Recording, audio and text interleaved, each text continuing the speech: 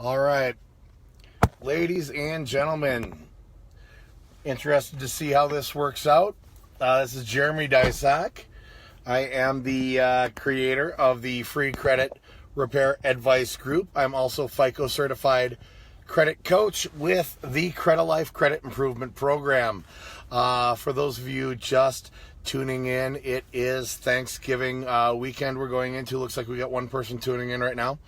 It's Thanksgiving weekend here that we're coming into. It looks like Tiffany is on board here. John is watching. Welcome. So like I said, yeah, it's Thanksgiving weekend, and like many of you, I am traveling right now. I am probably about 75 miles to the east of Minneapolis, Minnesota. And I've stopped off to do tonight's Facebook Live. Okay, we're going to try to watch this simultaneously. I'm kind of dual boxing here on a pair of cell phones here. So I want to let this fill up a little bit. Again, I thank you for tuning in. This is our Q&A that we do live, our CrediTV and Free Credit Repair Advice Group questions and answers period that we do live every Wednesday night at 7 p.m. Central Time. Now, after this is done, if you've missed it, if you want to come back and see some more or watch it again, you'll be able to go onto our YouTube channel, CrediTV, CrediTV. That's CrediTV on YouTube. We do have a CrediTV group on Facebook page as well. And obviously, you can watch it here in the Free Credit Repair Advice group. But as for tonight, we are going to be talking about inquiries and how inquiries affect, thanks Tiffany, how inquiries affect our credit score and our credit profile when we're doing credit restoration. Can everyone hear me okay? That's one thing I want to check in on the audio. I'm sitting here in a minivan, sent the kids into McDonald's to go get something to munch on with the wife. So we're just doing this right now. So just making sure audio is a thing. Hopefully that's looking good. Casey says yes. Okay. So what we want to talk about tonight is the impact that inquiries have on your credit report. This is a question we get a lot in the group. We get a lot of people saying, hey, I'm worried about my inquiries. I've got a lot of inquiries on my credit. This is what I want to take care of. How do I delete these inquiries? How do I handle all these inquiries on my credit report? Now, here's the thing about inquiries, okay? In the FICO algorithm itself, the mathematical formula that creates your FICO score, think of it as a pie chart. This pie chart, the FICO algorithm, it's made up of 5 primary areas. 35% of your score is made up of payment history. It's the history of repayment on lent money. Basically, it's an evaluation of how likely you are then going forward based on your past history to repay in a timely fashion on monies that are lent to you. 30%, a 30% wedge in the FICO algorithm is made up of balance to limit ratios, so utilization on revolving credit. That's credit cards, lines of credit, things you can charge up, pay down, and use again. A total of 15% in the FICO algorithm, 15% of your credit score is made up of time, of history. That's the one thing we definitely can't impact directly. It is time. You can do things sooner rather than later. But the length of credit history is responsible for 15% of your FICO score. 10% of your FICO score is the blend of accounts. Do you have revolving accounts open, installment accounts, student loans, mortgages, car loans, credit cards from banks, retail lines of credit, and so forth? One type is good, 2 types is better. Multiple types show that you are capable and can demonstrate a history of repayment on a number of different types of lines of credit. And then that final 10% slot, we've covered 90% of your FICO algorithm. That final 10% is made up of recent activity and inquiries. So people come to me all the time and they go, what do I do about inquiries? And they come to the group and they say, hey group, what do we do about these credit inquiries on our credit report? We know we have a lot of them. We know they're impacting us, okay? Credit inquiries, the thing to keep in mind about credit inquiries, you may have heard that a credit inquiry impacts your credit score, and it's true. Every FICO inquiry, every lending inquiry, every time you're trying to get more credit, more car loan, more house loan, more credit card, more cell phone, more inquiries for more stuff. Every time they pull your credit for that, it's going to cost you between 5 and 15 points off of your FICO score, off of your credit score, okay? That's per inquiry, and that's per bureau. Now, those inquiries, they're going to appear on your credit score for a full 2 years, 24 months. Pardon me, on your credit report. I misspoke. They'll appear on your credit report for a full 2 years.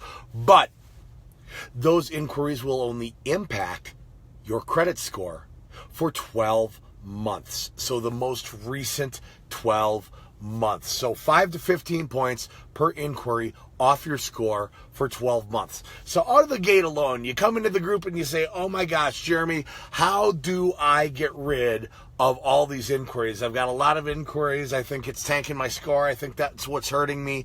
What do I do about these things? How do I get rid of them? We only need to worry about the last 12 months inquiries, and quite frankly, a month from now we only need to worry about the last 11 months. You see what I'm saying? So this is it's a running concern. Time will erode how much impact these have. Inquiries are not as bad as you thought. Now I'm going to teach you something else about inquiries. There are types of inquiries that you are allowed to have a shopping window for. A shopping window. There's a fancy name. It's called anti-duo duping. But think of it as a shopping window. Now you, me, all of us, we're allowed unlimited mortgage inquiries or unlimited automotive car dealership inquiries or unlimited student loan inquiries. We're allowed unlimited inquiries of any of those three types. They don't blend together. It's student loan or car or mortgage. Unlimited inquiries within a 30-day calendar period. Okay? You have a 30-day shopping window in which to make your inquiries. At the end of that, a timer starts. At the end of that 30-day window, a timer starts. The timer is 15 days long.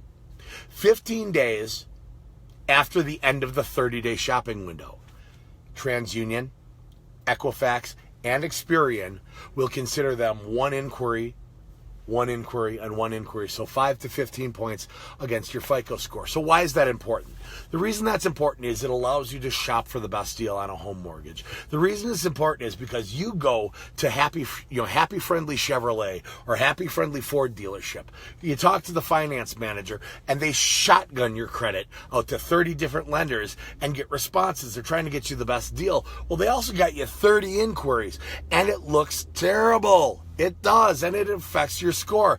Years ago, that shotgunning was a negative. That shotgunning was actually a dirty trick that they could use to keep you from going across the street and qualifying for a car across the road because they tanked your score. Now, we fast forward to today, anti-duo duping, that shopping window. You are allowed a 30-day window in which to shop, which means go ahead and get unlimited inquiries on those automotive inquiries. Go ahead and shop, get the best deal, because 15 days following the end of that 30-day period, you will be counted as one inquiry on Equifax, one on Experian, and one on TransUnion, okay? So, inquiries, they're 5 to 15 points each. Inquiries, they stay on our credit report visibly for 2 years. Inquiry, they impact our score for 12 months for 1 year. Inquiries. We do have a shopping window when it comes to automotive or mortgage or student loan. And thanks to anti-duo duping, thanks to that shopping window, 15 days following the end of that 30-day period, it'll only count as one, and one. One Equifax, one TransUnion, one Experian inquiry. Now, these inquiries I'm talking about are what are known as hard inquiries, where they're pulling your FICO score, your more score. You want more house, more car, more money, more this, more that. Those are hard inquiries. You may have heard the term soft inquiries. A soft inquiry, would be a marketing inquiry. The type of inquiry a credit card company does when they're going to pre-approve you for a credit card. They pull a marketing inquiry to see if you fall within a range of people that they'd like to have come apply for credit cards, and they send off an offer to you. That inquiry doesn't affect your score. Another kind of soft inquiry is the soft inquiry that you'll get if you pull up Identity IQ, if you pull up your free annual credit, if you pull up your Privacy Guard credit report. Anytime you're looking at your own credit, even Credit Karma counts into this. That's a soft inquiry. You get no damage for looking at your own credit information, okay? So soft inquiries are marketing inquiries. Soft inquiries are pre-approval type of inquiries. Soft inquiries are when you're looking at your own credit. Hard inquiries, those are your more score. You're applying for credit, you're applying for a cell phone, or you're applying for cable TV and they pull your credit up. Now, some people will misuse the phrase soft inquiry when they're talking about we only pull from one of the three bureaus. It's a soft inquiry. No, it's not. I want you to think this. I want you to think and err on the side of paranoia, err on the side of caution to protect your credit score that you're working so hard to develop. And every one of you have taken that first step. You're here in the group. You've made a huge, huge commitment to yourself, to your life, and to your future by doing this. So I want you to almost get paranoid. Anytime someone's taking your social security number, that they are going to do a hard inquiry. If you err on the side of caution, it's not going to hurt you if you err on that side, but it'll only help you. Okay, so 5 to 15 points per inquiry. They only impact you for a year. They stay on your credit for 2 years. You have a shopping window of 30 days where you can do unlimited automotive, student loan, or mortgage inquiries. And at the end of the day, in the FICO algorithm, in the mathematical formula that I am certified in, that builds your credit score, your more score, it's only 10% of the total score. So the big takeaway from this should really be this for you. While inquiries are extremely visible and they may feel important, and while it is a way you could very quickly hurt your score if you go out and apply too many places, people give far too much emphasis and far too much focus to the inquiries themselves, because at the end of the day, we're talking about something that only impacts you for 12 months. At the end of the day, we're talking about something that's only a 10% impact in the FICO algorithm. And I want you to think about it. Your blend of accounts is 10%. So you could offset your inquiries by opening up a different type of account than you had before. Maybe you don't have an installment account. Maybe it's time to open a self-lender. That's now available in New York. So for those of you who don't have it, now it's an option for you. So you open up that, you've offset that 10% just like that. Or maybe you don't have a retail card open up that Fingerhut Fresh Start account through that My 800 credit, that safe link we put in the group. Boom, you've offset that 10%. It's that easy to deal with. I'm going to take some questions here. I want to keep this kind of quick. I've got a lot of driving yet tonight, going down to the cabin for Thanksgiving. But let's get into the group. Let's get into some group questions. People say I'm loud and clear. That's great. Robin says, they're preventing me from obtaining credit. That's one of the main reasons for denial for me, and that's what I'm told in the letter. Okay, when you apply for credit, most credit reporting companies, factual data, things like that the banks are going to use, they will spit out 3 to 4 reasons to deny you. Whether you're getting approved or denied by the bank, they'll spit out 3 or 4 reasons to deny you, because they don't want to say we don't like you because you're this old, or we don't like you because, they want to give you lots of reasons. One of the more common reasons they'll put is inquiries. I've been an underwriter. Inquiries are never the actual reason you're being declined. They're not. They're not the actual reason. There's something else they're not comfortable with in the file, but it's really easy to say you have 16 inquiries. There they are. Very few sets of underwriting guidelines will actually do that. Let's see, what else do we have? Scott, 30 days. Yep, the window. People are saying too many inquiries. That's super, super common. And I'll talk to you in just a second about what can be done with that. I've been denied because of too many inquiries. I need TransUnion off. Same day, get denied. That's huge. We'll talk about that a little bit more here. Chris Barker says, what about insurance? My insurance does inquiries. They do. There's a couple types of credit that your insurance may pull. There's an internal insurance credit score that they may pull that actually works out as a soft inquiry, so no negative hits your credit. But some insurance companies, when you're shopping, will pull a FICO score, and that is a hard inquiry. You can ask them going in if they know which type it is. What I'll tell you is just avoid shotgunning your own information out there. Insurance is not a protected inquiry. It's not like a car loan. It's not like a student loan. It's not like a mortgage. So yes, insurance inquiries can drop your credit. So can utility inquiries, cell phone inquiries, and cable and internet and dish can also drop that. Let's see.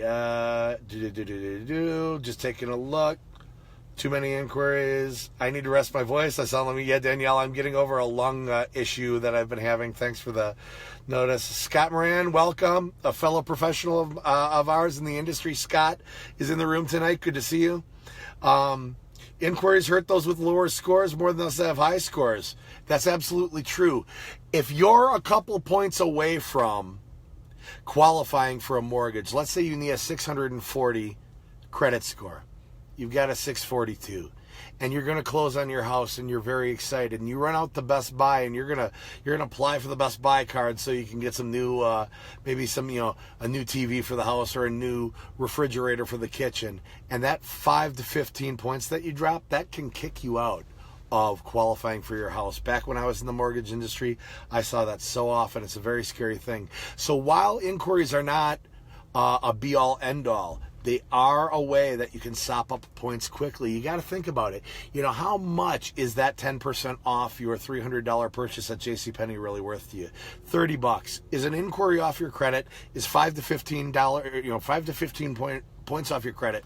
Is that worth $30 to you? If it is, go for it. If it's not, don't.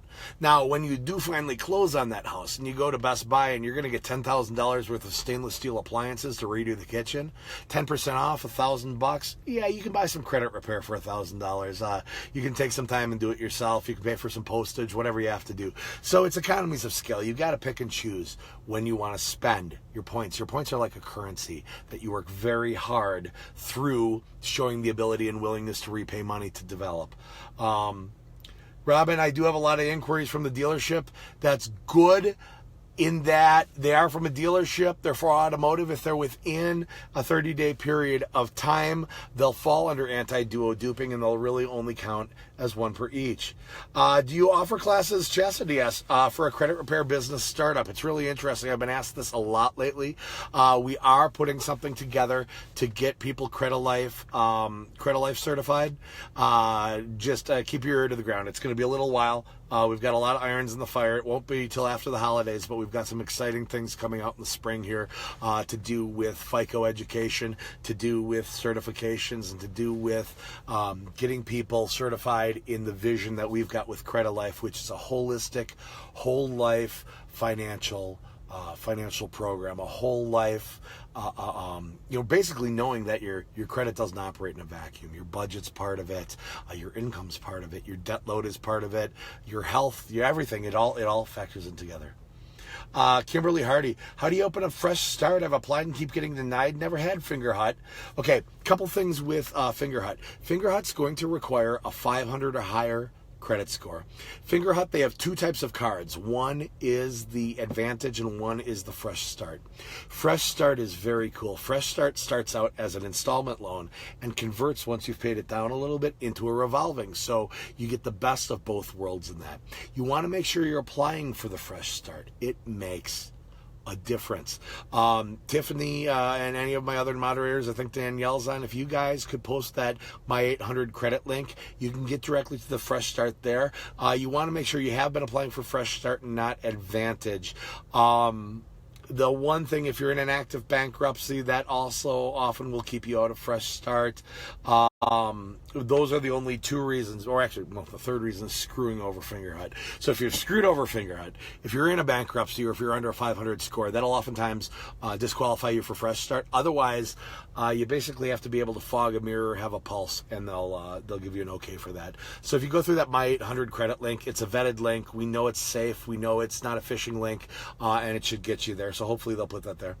Chris Farrow, hey, if I'm trying to obtain a mortgage by July, should I open a Finger Hut account or a self-lender account? Honestly, I'd say go ahead right now and do both. Self-lender will not give you an inquiry, so there's not going to be a hard inquiry. So you get the advantage of building an account and showing a history of repayment on lent money, tucking a little money away for a rainy day, because that's how self-lender works, without taking that hit, that 5 to 15 point hit. So definitely go for the self-lender. If you're lacking in revolving accounts, Chris Farrow, definitely then go for the Finger Hut. Kimberly Hardy, fix your credit first. Slow steps. It is baby steps. You guys didn't get in the credit trouble overnight. You're not going to get out of it overnight. This is a marathon. This isn't a sprint, which is good because I'm a fat guy, so I probably wouldn't do too well in a sprint.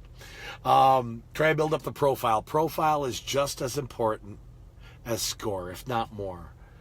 Bo, driving down here to San Antonio, man, I wish I'd be on 35 for that, man. We got to hit that up. We got to hit some Rudy's and get some good brisket. Carlito said, if I disputed something on my TransUnion and Equifax, if it was removed off my report, but it's on Experian and I dispute it, also if I feel the other two would fall off Experian once I dispute it. I'll tell you what. Here's the thing, Carlito, with investigating.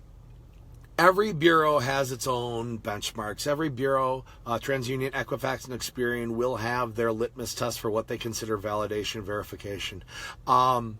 If it's gone from one, odds are a hell of a lot better it's going to be gone from the others, but it doesn't necessarily mean it'll happen.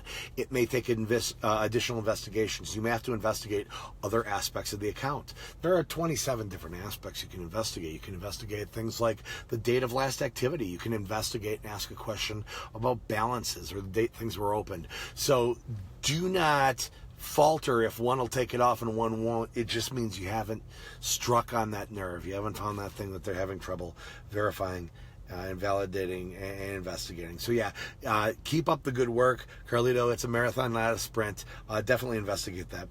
I am going to touch on what we can do about inquiries that are on our report already, so stay with us. Kimberly says, I signed up for Collection Shield 360. They deleted a few, but they just reappeared on my report last month. Boy, Russell, one of our moderators, will give you the best first-hand testimonial about Credit Shield 360, but they've been getting some people sued. It's nasty. They dispute by saying it's not mine. They tell people to cease and desist. It's really not a good thing. If you are looking to investigate things, try to get things deleted and get them deleted permanently, please check out the file section at the top of the group here. If you're on a computer, file section is up here on the upper left side. If you're on a mobile device, you'll be able to do a drop down and the file section should be in there, but we've got some sample letter templates that you can use, but I'd run screaming from Collection Shield 360. Let's see what else we have. Thank you, Tiffany, for posting the My 800. Chris Barker says, just wanted to say I include having found Credilife in what I'm thankful for. You know what? I include having you here in what I'm thankful for. This group, I wouldn't do this, and our moderators and our coaches wouldn't do this if we didn't get a lot out of it personally, as far as just a good feeling of helping other people and things like that. Remember, this is not the business. Free credit repair advice is not Credilife. Free credit repair advice is something that we do in our free time for no pay. We do this to help people because we know that these opportunities to get this good information aren't out there. Not everyone can afford to hire a professional. Not everyone needs a professional. But everyone needs good, solid advice that they can count on. Chris, we are thankful to have you.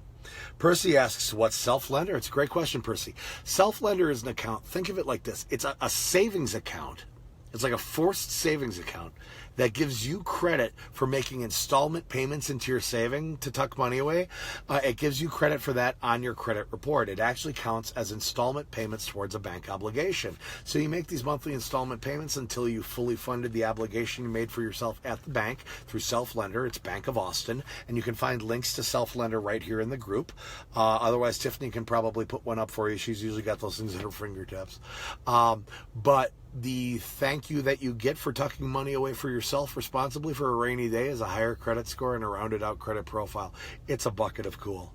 This is a great time of year to open one because you do something around 12 months, you tuck it away for next year, tuck $1,000 away, you're ready for Christmas time or the holidays next year. It's a lot of fun.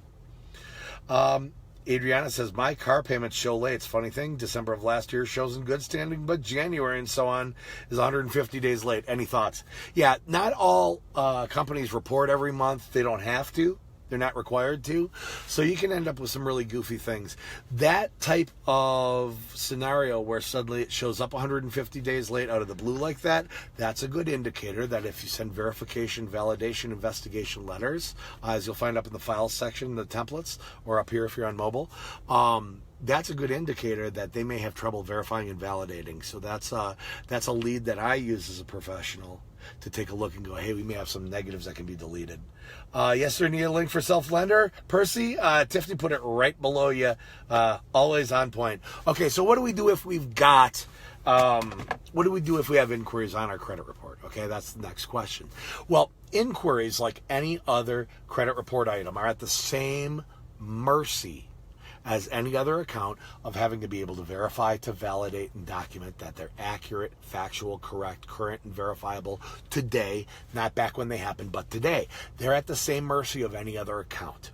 So you have the legal right to investigate them. You've got the legal right to say, prove it or remove it. Not to go Johnny Cochran on you, but prove it or remove it. If the glove doesn't fit, you must acquit, prove it or remove it. Now, the credit bureaus are going to send you back a letter saying that inquiries are a factually accurate record of the inquiry having taken place. And if you got beef with it, take it up with the original creditor. You'll want to follow that up with another lender saying no, or another letter to the bureau saying, no, bite me. You've got a legal responsibility under the FCRA, the Fair Credit Reporting Act, to verify and validate upon demand. I'm making such demand. If you fail to comply, I demand you delete it. That's your best way to get some of them gone. That being said, some are going to go away. Some aren't. It's the game. If you want to try to get more of them gone, you send another letter. It's the game. It's how it works. I wish I had a magic button you could press. There was a weird little scenario, though. If you search the group, if you go over to the left-hand side and you see there's a little magnifying glass, a little Sherlock Holmes looking thing, magnifying glass, allows you to search the group. If you put in TransUnion trick, you'll see something that I put together last year to exploit a screw-up TransUnion did. TransUnion accidentally deleted everybody's inquiry records, then added them back on without giving the proper legal notification. You got to go through it step by step. I'm talking, you ask for an American. You do everything that I tell you to do, and you'll have some luck. You can ask Danielle, one of the mods. You can ask some of these other folks in here. They've had some amazing results getting some of those deleted. It's a little cheat sheet. It's a little short step. It's a little, I seldom will offer up a trick, but that is a trick that works. And that's something that I developed. I'll take my full ego credit for that one. That's 100% Jeremy. And if you read it somewhere else, it's still 100% Jeremy. So there you have that. Let's take a look, see what else we got going on really quick. I'm going to try to keep this kind of short, kind of sweet. That's why I just did inquiries tonight, because it's Thanksgiving. Got a bunch of turkey to eat tomorrow. Got some relatives to see. And I got 2 toddlers who I guarantee you are terrorizing the McDonald's behind me. And I got a wife who's a freaking saint, because not only does she put up with me, which those of you who know me is quite the task, but she's wrangling 2 toddlers. All right, how long do late mortgage payments stay on credit report? As long as anything stays on a credit report. Stuff will stay on credit reports negatively 7 years, up to 7 years, 180 days. So they'll stay on there for a while. So what do we do about something like that?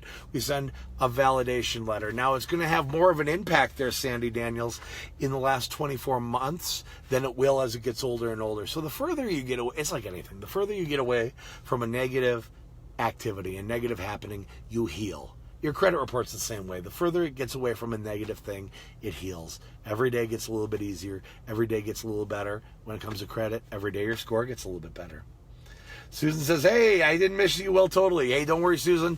I'm going to hit save at the end of this, and we're going to save this to the group, and then I'll upload this to CrediTV on YouTube. And for those of you, if you have not followed our channel on YouTube, CrediTV, this is where we put all of our live videos. This is where we put all of our videos we make for you. You can see me and Jared Havens, the CEO of the company, eating hot peppers because it's a bad idea. You can see advice on how to make your credit machine from Chaz Earthram. You can see me basically trolling a Ukrainian grant scammer. There's all kinds of good stuff. Follow us on CrediTV. It's going to be a growing and growing and growing portfolio of credit videos, credit education for you. Sandy, you're awesome. Thanks. Hey, thank you for being here, you guys. I look well, thanks, Susan. Trying to feel better.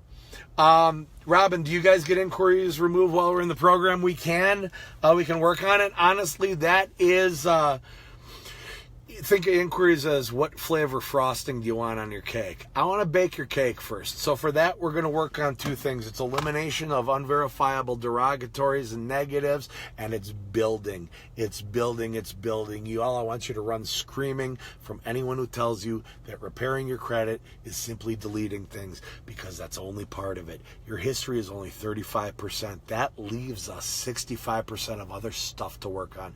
Credit development, rounded out profile, balance to limit ratios on revolving accounts and things like that. So while we offer things like a credit audit to take a look, there's a reason we offer coaching professionally when we work on it. There's a reason I tell you guys in this group, I tell you every day, develop your credit, get your balance to limit ratios in check, and things like that. But can we work on them? Yes. The ones we'll work on, honestly, I'm only going to work on something that's 6 to 12 months old, because as we're doing this, some of them are going to drop off anyway. And if you're in the Credilife Credit Improvement Program and have a coach, I, as a coach, and I think all the other coaches will tell their clients, no unauthorized credit inquiries. Translation: we're working hard to get these points. Let's not throw them away like candy at a parade. Or if we're going to piss our points away, at least have some fun doing it. Let's not just waste them. Hopefully, I think we're getting up to the end of wrapping up. I know my wife has been amazingly tolerant in running off with the kids and stuff like that. And I think I probably owe her a nice wine or something of that sort. Everybody, I want to take this time to tell you all, we're very thankful of you. Us at Credilife are thankful of you. I, Jeremy Dysock, founder of this group, am thankful to have you. We are right now a couple people away from 30,000 people in the Fair Credit Reporting Act, free credit repair advice. If you ever figured out why we named it FCRA, that's why. We're a few people away from 30,000 people in this group. This is an amazing group made up of amazing people.